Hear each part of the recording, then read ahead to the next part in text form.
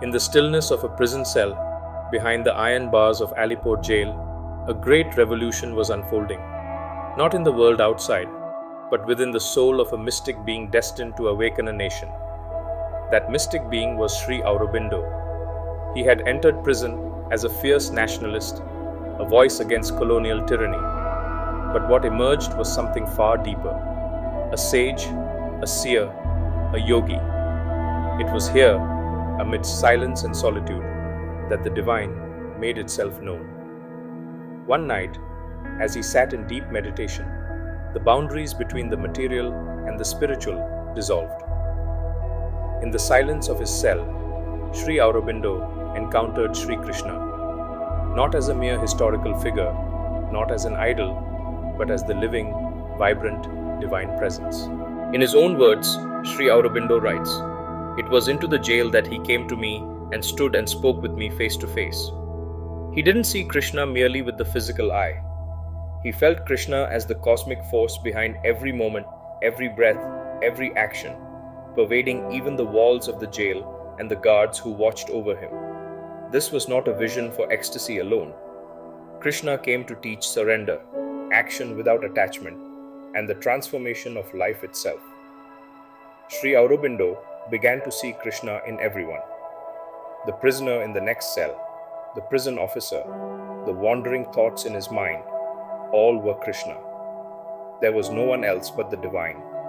He realized what the Gita had always whispered: "He who sees me in all things and sees all things in me never loses me, nor do I lose him." Bhagavad Gita 6:30. That encounter of Sri Krishna became the seed of a new path for Sri Aurobindo, integral yoga, where divine consciousness is not escaped into, but brought into life.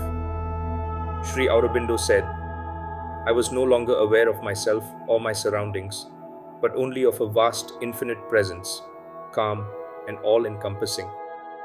In that state, Sri Krishna spoke to him, not in words, but in silent power.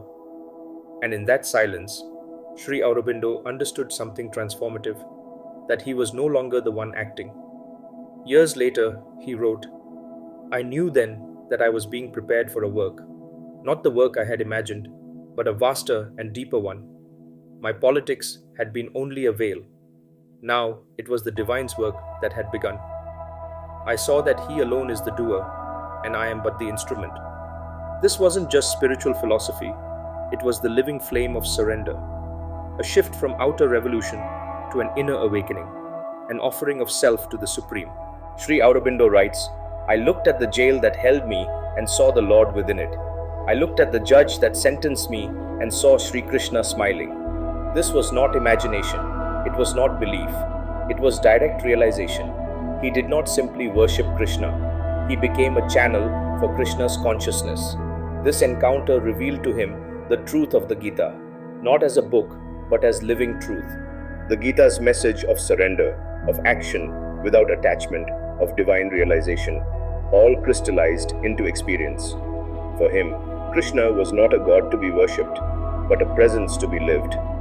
Years later, when people asked him about his teachings, he would say, "It is not my philosophy, it is the divine's truth flowing through me." So, what does this mean for us?